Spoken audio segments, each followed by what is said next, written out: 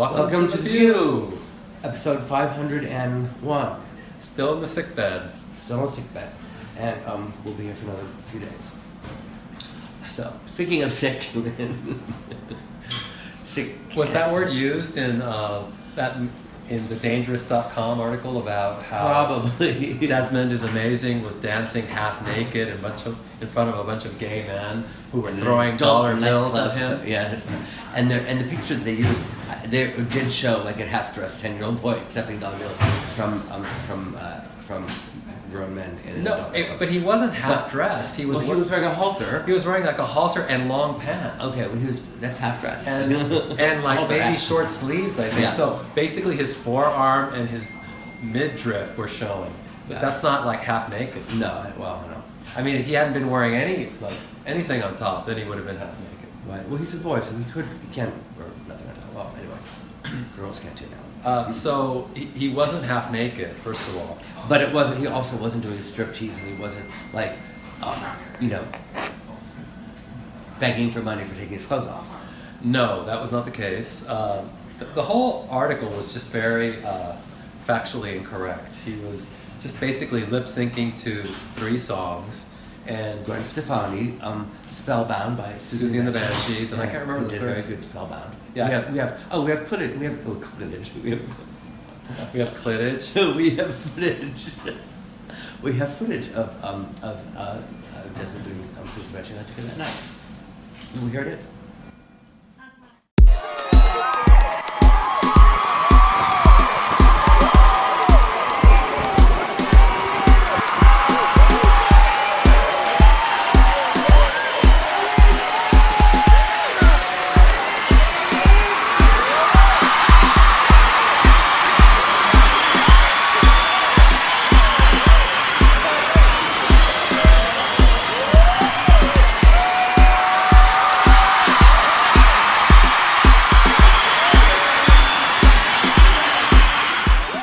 So while you were enjoying that scintillating clip of Desmond performing and wowing the audience, Michael was writhing in pain. And Ernie was laughing at me. I was not laughing. And airing my dirty laundry in public. It was disgusting. Does this have anything to do with the filthy nature of your apartment? I didn't say that. I said it was messy. I didn't say it was filthy. Okay, whatever.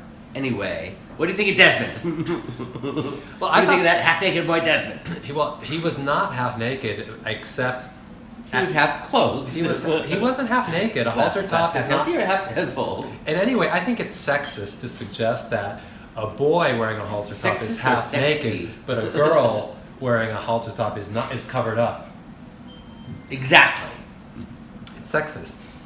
So I thought his show was fun. I thought the people who were throwing dollar bills were just paying him homage, and because it's not like there were a lot of people throwing money. Did you throw any money? Only yours. The money you gave him for a tip for the drink. So it was totally innocent. I didn't think there was anything. It was totally innocent, and his mother was standing right there, and it was all in good natured, It wasn't anything like the article said. No, and what I thought was really funny about the article is that, this guy is like this very famous gay right-wing activist. Well, he didn't write the piece. He's not. He didn't write it. Okay, No, somebody else. Yeah, okay, so somebody else wrote it. Whoever wrote it, it seems like the biggest prude on earth. Right, calling me a drag queen. Said Desmond was on the show with the drag queen host Michael Alig. Well, to me, you could interpret that in a number of ways. 1, he's clueless. 2, he's trying to be bitchy and say that you're a drag queen. Or 3, he doesn't know what a drag queen is, and he thinks that you're clueless. And he thinks that you're a drag queen, which is clueless. Which is clueless. It goes back to number 1. Yeah. Right. So which one is it? Or he's trying to be funny. No. So nothing about the article was intentionally funny. It was all unintentionally funny. So he's got to be clueless. Yeah, it was written by just the most dour person that you'd never want to hang out with. Right. And he wasn't even there. Obviously. No, he wasn't there. He was... And it might have even been a she. Or she, or who knows who it was. She, actually. Okay, so, yeah, it's like child hanging out with gay men. Right. Oh my God, isn't this horrible? Right. Well, there's another even worse one we'll talk about another time. David Alba just sent it to me. It's even worse. But I mean, if you ask me, well, we'll talk about it after the break. But if you ask me, there's something far worse or better, whichever, depending on your viewpoint, going on across way on the other side of the world, called TNT. The TNT Boys, and we're going to talk about them when we come back. Not the TNA boys. No, not TN and A. TNT as in explosion, explosiveness. As in dynamite. Yes. You'll see those in a minute. We'll be right back. And now a word from our sponsor.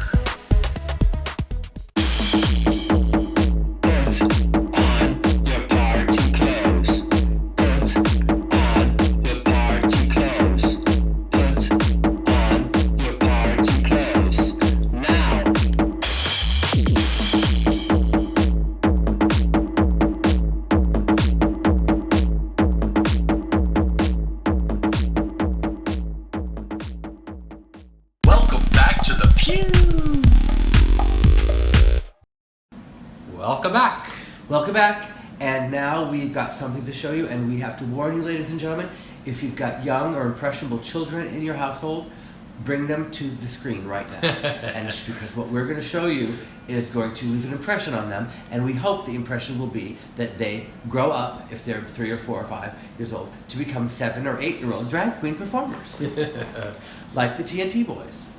Yes, here's the clip. Take a gander. Yeah, they look really good in drag. And I think they look a little too good in drag, and they do both in and out of drag, and you can tell that they enjoy themselves much more thoroughly when they're in drag than when they're out of drag. Right, they're like boy when they're just in boy clothes, like their songs. They look really like girls in drag, in boy drag. I wouldn't say that. I just think they're really boring. Like there's really not that much to watch. They're not having any fun either. No, and plus the types of songs that they perform when they're in drag are more high energy than the songs. Yeah, look at the way they really. I mean, I think that if they did something like this in the United States, there would be an uproar. You don't think so? I don't think so, because I remember John Benet Ramsey and all the little baby pageant queens. I mean, they all do this. I mean, they all perform. They don't do that though. The pageant queens and Jean Benet in particular, they're more cutesy, like wink, like. No, they're not. They're like a wink to being sexy. That's not true. They're like trying to be sexy. They were genuinely sexy, trying to be. I mean, John Benet Ramsey wore a lot of makeup. And for those of you who don't remember John Benet, she was the child pageant queen who was murdered horribly in her home, like somewhere in Colorado, I believe. Yeah. In the 90s, and it was a national sensation. People couldn't stop talking about it. Yes. Well, we hope none of these. And here we are, like 25 years later, still talking about John Benet. I mean, I don't know. They seem to be quite a sensation I think they're from the Philippines. It's Filipino TV. But also, the whole idea of drag is different over there.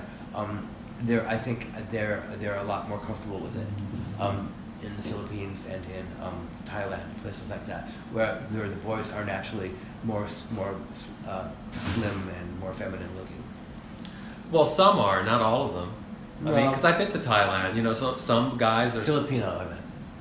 But even the Filipino guys, like I'm from California. There's lots of Filipinos. Not every single one, but I'm just saying, in general, when you compare the entire group of them to other races, they seem more the males seem less masculine, more feminine. They have their skin seems softer, and they have less body hair, things like that. Okay, well, if you consider that a feminine trait, yeah. Yeah, I think it is. Well, I mean, I don't have body hair. I mean, am I feminine? Yeah. Okay. See, I don't look at it that way. Yeah. Yeah, I don't look at it. I still see like Asian men, like some of them are very manly. Some of them are. And it has nothing to do. You are not. It has, well, okay. Well, I don't know if like I'm unmanly because I don't have facial hair. If I had facial hair, I could still be pretty facial girly. body hair, whatever. I could still be pretty girly. Stop pretending you don't know what the fuck I'm talking about. You're stereotyping. Yes, I am. I said in general. When you say something in general, you're allowed to stereotype because you say in general. All right. Well, I think for like the past 100 years, Asian men have been fighting this stereotype. So that it's true. It's a stereotype, yeah, that they like stereotypes are stereotypes. that they like to squash. Stereotypes with their ideology. Stereotypes are stereotypes for a reason often. So the reason let's bring this back to TNT Boys. Okay. The reason we brought this back to TNT Boys, or we even brought up TNT Boys, is because if Dangerous.com is like worked up over Desmond performing, I mean, what must they think about TNT? Yeah, Dangerous.com. Write an article about them. And other lady, a person who wrote it, the article. Write an article about that. Yeah, write an article about them. Stop paying attention to us. And by the way, thank you for actually linking to our show, because we've gotten like tens of thousands of views on those Desmond episodes since the Dangerous.com article came out. Have we? Yeah. Okay. So thanks, Milo. Well, Or is I'm it gonna Milo? find out. I'm going to find out who wrote that. We're going to thank that person in our next episode. It's probably a ghostwriter. Boo! See you next time. Bye.